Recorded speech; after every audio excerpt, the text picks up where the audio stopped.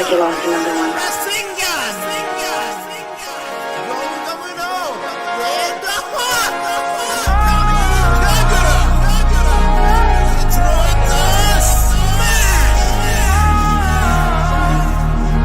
Domain expansion.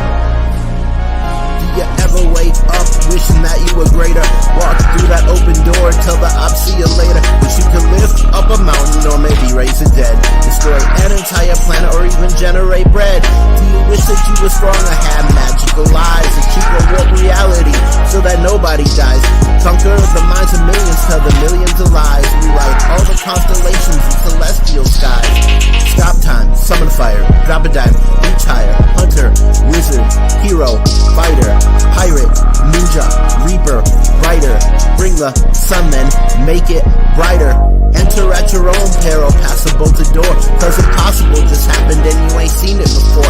It's a graphic cartoon and I can watch this shit for hours. So prepare to be amazed, this is the show about powers.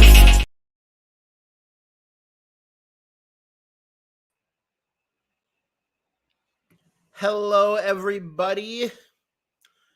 My name is AfroX MSA. That does stand for Master of Supernatural Abilities. Welcome to the 6th episode of the first season of Powers, the live stream where we talk about anime superpowers and we dive in and discuss them.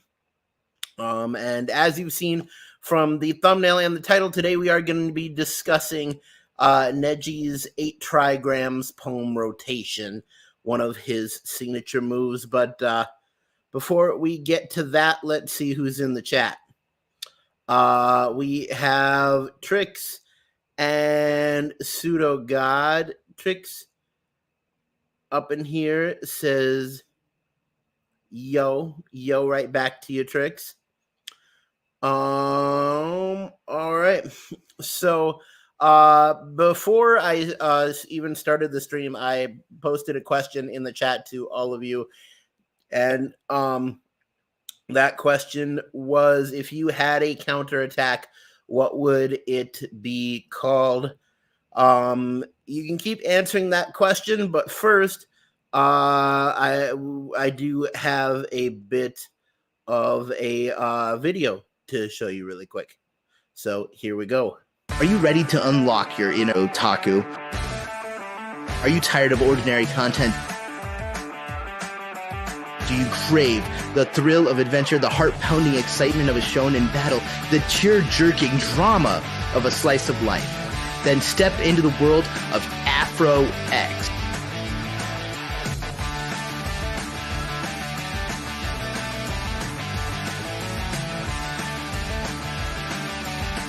Yo everybody, it's your boy AfroX here, and I'm here to talk to you about something huge. Welcome, one and all, to the AfroX Patreon. This portal leads to a world of exclusive content, packed with more power-ups and hidden levels than the heroes in an isekai. For just $5 a month, you can unlock a treasure trove of goodies. But wait, there's more. We got tiers going all the way up to $100 each with exclusive benefits, so don't miss out on this incredible opportunity. Join the AfroX Patreon today and let's get legendary. All right. As that said, make sure to go and check out the Patreon. That is at www.patreon.com/AfroX, and you can sign up to donate to the channel for as little as $5 a month. Starting at $5 a month, you will get your name shown in the end card. And if you do $10 a month, you'll have your name shown and announced in the end card. So for just very little, you can get very good benefits, get kind of your name out there on a weekly basis, no less. So that's a lot of fun. That's really, really good. As for the social medias, if you want to find AfroX on Facebook, we do have a Facebook page. But more importantly, I'd encourage you to go to the AfroX official fan club group. If you join that, you'll be added to a chat group where you will be able to talk to me and other diehard AfroX fans.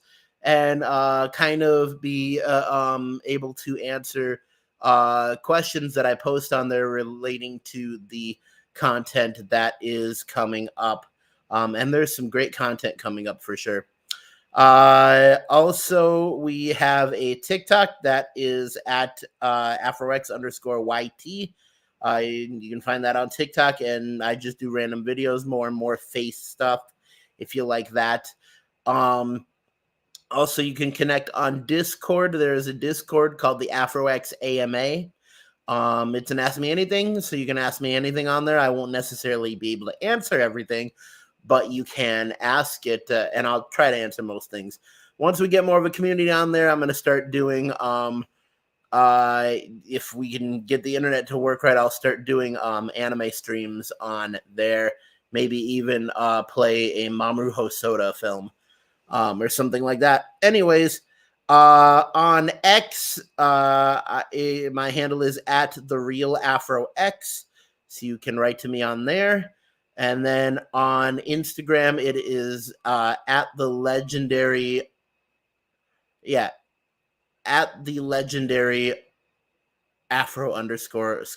I believe that is. All of these are listed in the edited videos descriptions, so you will be able to find them there.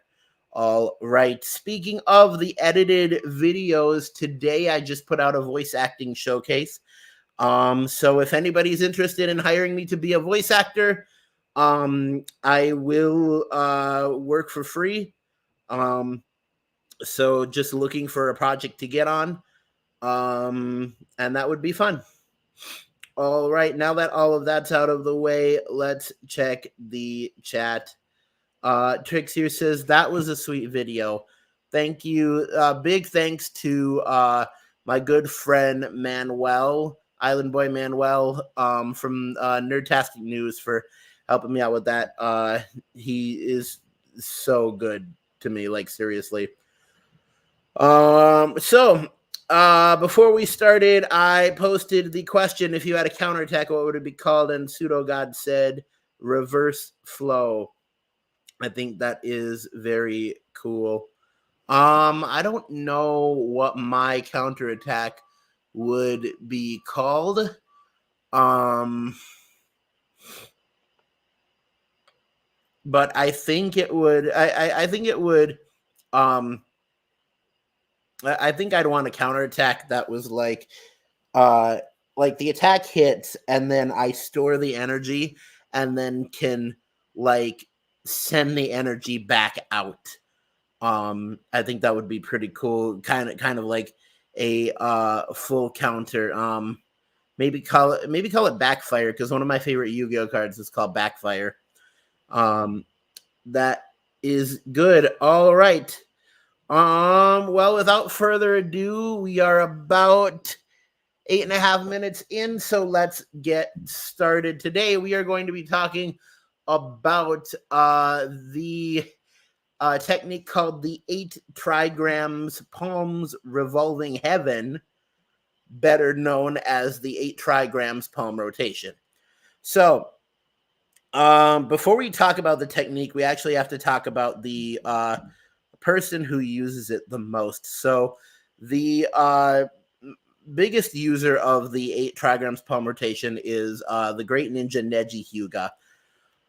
And Neji Hyuga, he comes from the Hyuga clan, and in the Hyuga clan, they study what is called the Gentle Fist, which is a type of taijutsu. So in Naruto, there's kind of 3 different types of jutsus. There's more than 3 types, but the main 3 types are ninjutsu, genjutsu, and taijutsu. Taijutsu is hand-to-hand combat, pretty much fist fighting is taijutsu. And the Hyuga clan practices a style of it called the Gentle Fist. And pretty much what the Gentle Fist does is it is designed to target your chakra points. You have chakra points all over your body, at least in the Naruto universe, and also the Hindu faith for some reason. That's where they got it from. But anyways, Chakra points all over your body, and pretty much you don't want anything to happen to those chakra points. Those chakra points are kind of like soul balls all over your body. I didn't think I'd ever say the word soul balls on a stream, but there you go. You can make that into a meme if you like. Anyways, yeah, so pretty much you want to keep your flow of chakra constantly going. And so the gentle fist point is to go up against an enemy and to stop the flow of their chakra by hitting and injuring the chakra points. Now, the Hyugas are very good at hitting these points because while they normally can't be seen, the Hyugas, Kekai Genkai, or inherited ocular power jutsu, the Byakugan, it allows them to see anybody's chakra points within their body, and they can use this to not only fight but also do really, really cool healing. They've done that before. So yeah, so they use the Byakugan eye to see the chakra points, and then use the gentle fist to attack these chakra points. And pretty much the idea of the gentle fist is to cut off the flow of chakra. Now, one of the things that the gentle fist can do is you can emanate chakra from your hands. And so, like, Hinata does this and turns them into lions when she does twin lion fists.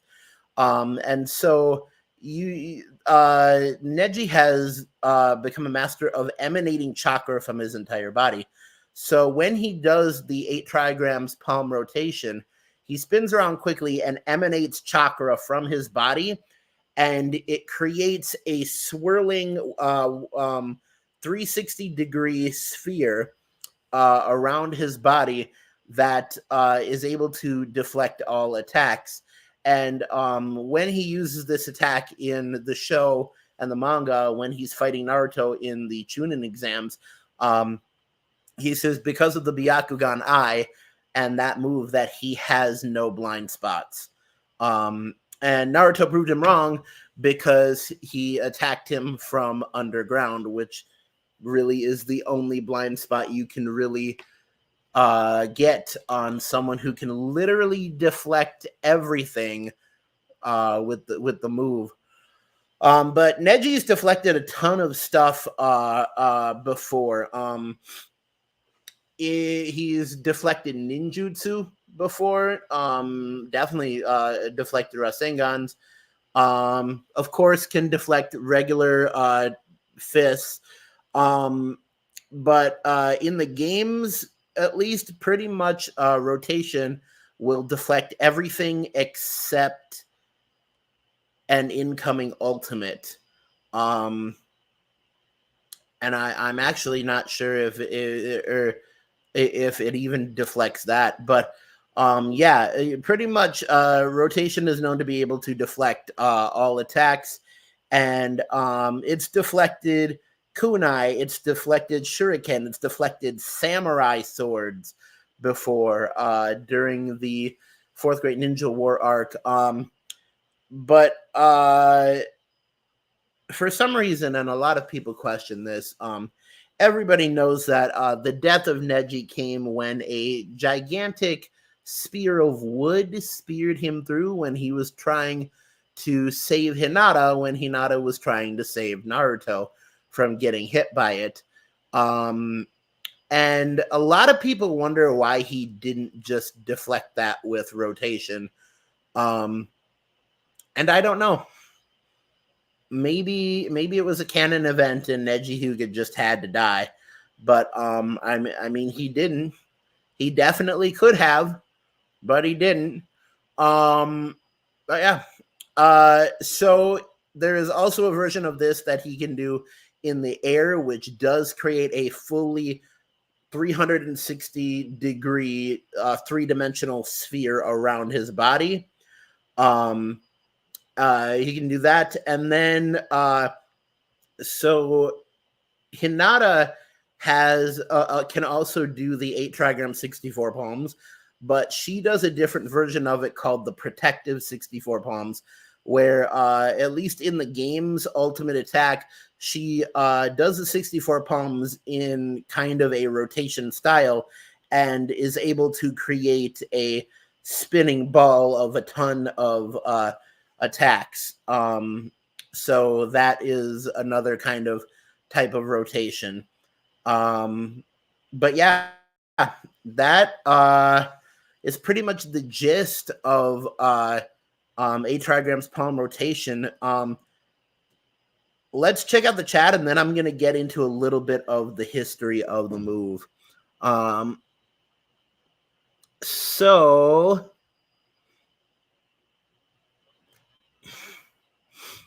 Trick says I would have to pick the minus skill encounter for the attack. Okay.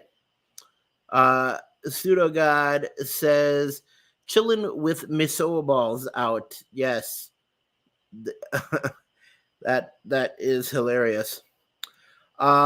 Trix says ability allows to push away all damage from the body, physical and mental and emotional. I don't know about mental and emotional.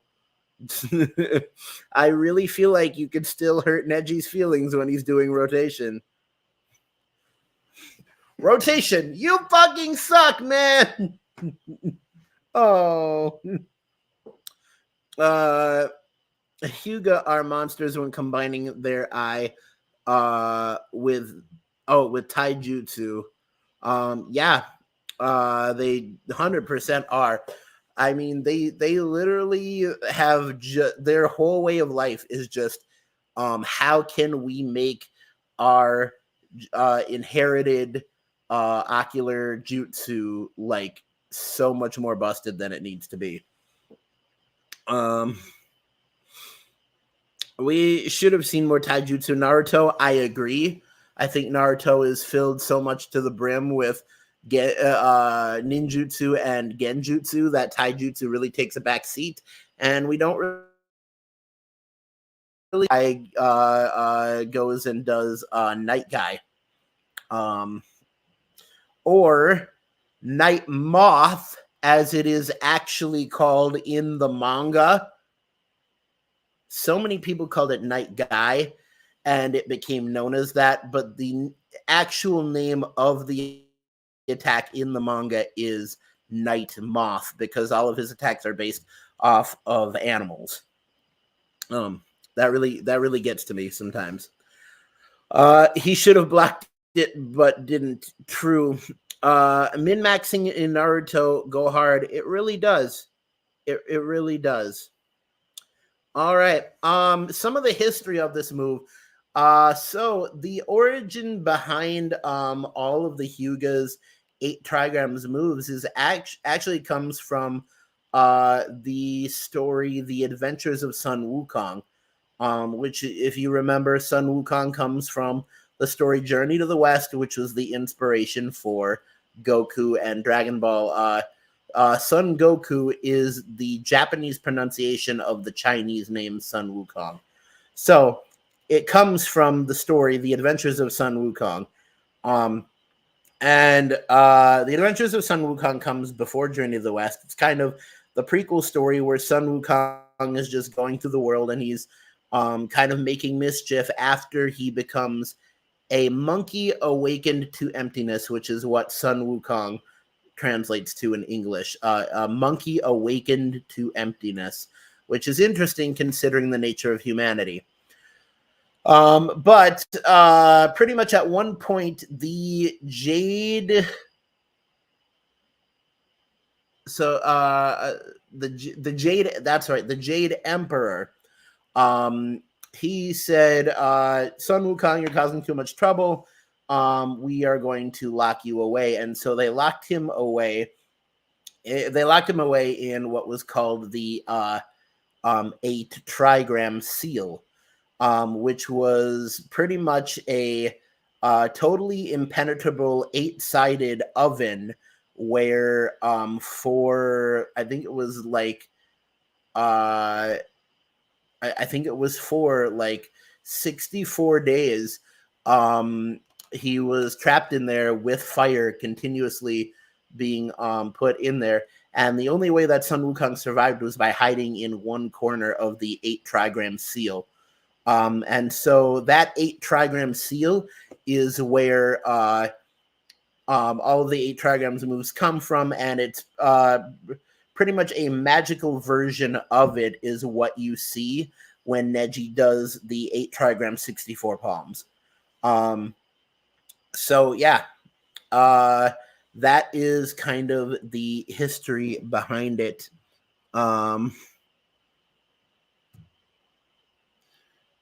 Twixer says, forgot it was called that, and did not know that was the origin. Yes, that is the origin from Adventures of Sun Wukong. But yeah, so let's talk. Let's discuss. So it is a counter move. What could break through it? Obviously, it's a very quick move. It is designed so that if something is immediately coming at you, you can immediately deflect it. Honestly, it's very much like last week's topic, Dead Calm. In fact, I'd love to see an animation sometime, if anyone has ever made it or will make it, of what would happen if Gyu Tomioka met Neji Hyuga, and and like one tried to do Dead Calm and one tried to do Rotation, and well, I mean, nothing would happen because they're both counters, so it would literally create a field where you could not hit them, like you could not hit anything. But yeah, it would be interesting. But yeah, I'm guessing that if you are fast enough to like move past the chakra that's being created, that you could speed blitz Neji inside of it. But I mean, I in the Naruto universe, I'd say teleportation or body shimmer would be the only techniques that could really get into his rotation. But yeah, he says it himself. He has no blind spots, and as Naruto proves, the only blind spot is underneath him. Which, if he's learned from that, then I'm sure that he probably is expecting an attack from underground. But yeah. So that is the third part of kind of an impromptu segment in Powers. So the first 3 episodes in Powers, we talked about powers that warp reality. This second segment, we talked about powers that are counters. We talked about full counter from Seven Deadly Sins, Dead Calm from Demon Slayer, Kimetsu no Yaiba, and now we have just talked about 8 trigrams rotation from Naruto. So we are covering a lot of series, which is really, really good. So sorry for that swinging cord. That's my headphone. So yeah, this is really, really good. I would like to hear from you guys for next week, to be honest, either in the comments here, or if you go to the chat for what is it, the official AfroX fan club, definitely tell me what power that you would like to be covered for next week, and we will do that. I'm going to give a little bit of a break here, a little bit of time, check out the chat and stuff like that, and give me impressions. If you guys want me to do any impressions right now, that would be great. I would love that. Trix says, technically, can it block all abilities base since it uses pure chakra? And that's a universal concept. So any abilities come from universal energy will be blocked. Yeah. I mean, if we're really talking, it can probably deflect a Kamehameha wave. It can probably deflect a Spirit Bomb. It can probably deflect any beam-based attack. Here's the thing: is I don't know if it can. I don't know what happens if you put physical force against it.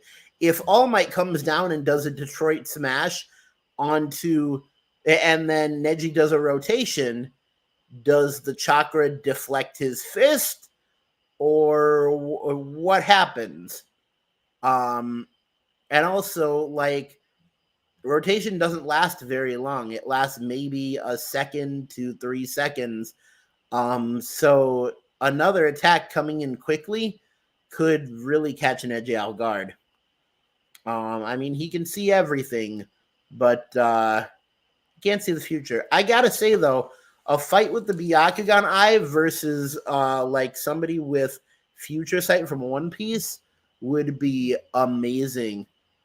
Both people, like both people, reading movements and stuff like that. I believe the Sharingan actually in Naruto has been shown to be able to predict the future. So Sharingan versus future sight would be an impressive fight. A fight where both people are predicting the future.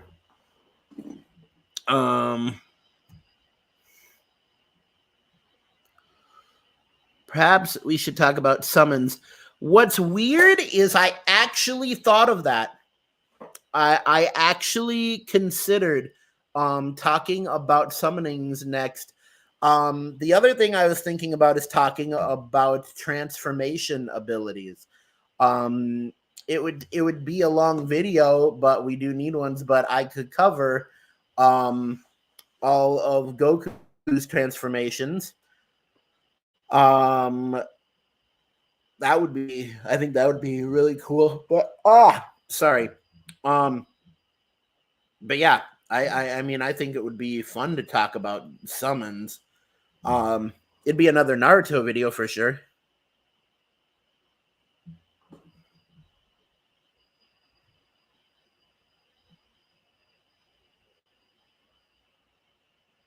Sorry, I just had a little ad block thing come up.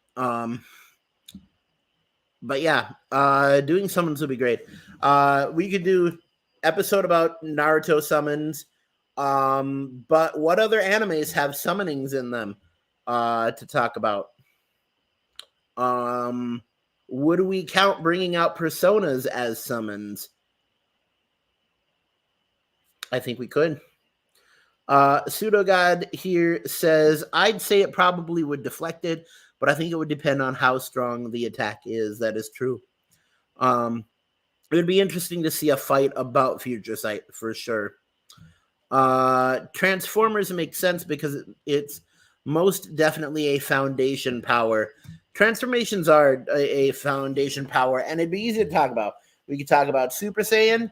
We could do an episode on Luffy's gears, and we could do an episode on Naruto's chakra modes, chakra cloaks. That'd be flipping good. Although I mean, to be honest, I don't want to do things like outside of the big three, like talk about Mob Psycho going 100%, or Gone Freaks being in what's his like adult form mode. I've never watched Hunter x Hunter. I'm sorry, I don't know what that form is called. But yeah, there's a ton of them. Persona counts as summons. All right. Okay. Well, then we will put that in the pipeline for sure. As for next week, I think a good idea would be to start off with transformations, and I will say it here. We will be right off the bat next week. We will be covering Mob. We'll be covering Mob. What's his last name?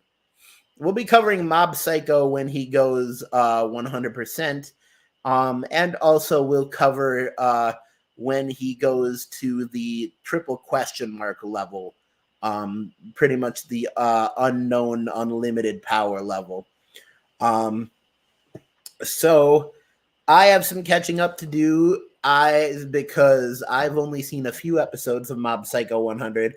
So I need to catch up in that.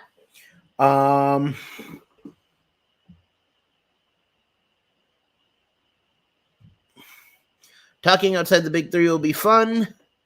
That form is called Adult Gone. Okay, so it is called Adult Gone. And yeah, let's start off that way. Sweet. Tricks, do you have any impressions for me to do? Any impressions at all? This stream has been actually really good. At the highest, we had 5 people in here watching, so I'm honestly very happy. One thing I do want to say that's very important is we are currently at 469 subs, and I really want to start doing a push.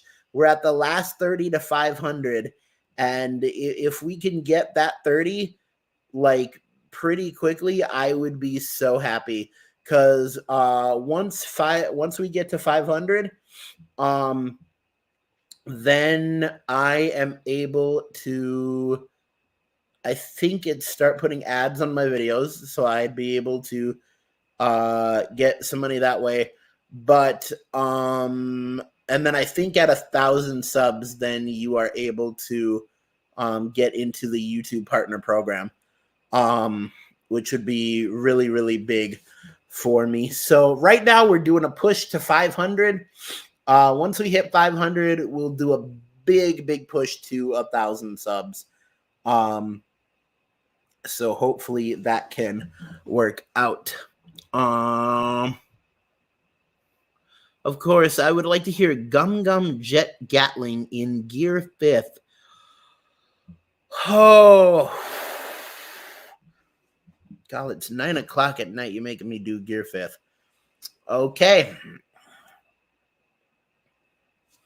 Here, I gotta get in character.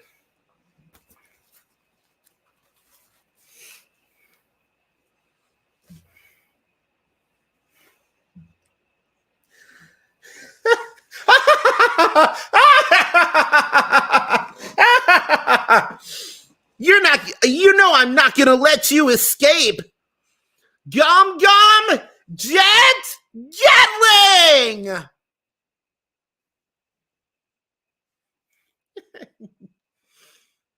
How is that? Hopefully that was good. But yeah, no, I'd love to do more voice acting for you guys if that is something you'd like to see. All right. Ooh. Trix says that was satisfying. Thank you. Good. All right. Well, that is all for tonight. Keep YouTubing, YouTubers. Don't fight the fro. And always remember that Kizaru is cooked.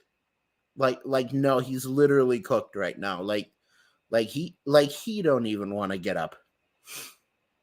Anyways, stay legendary.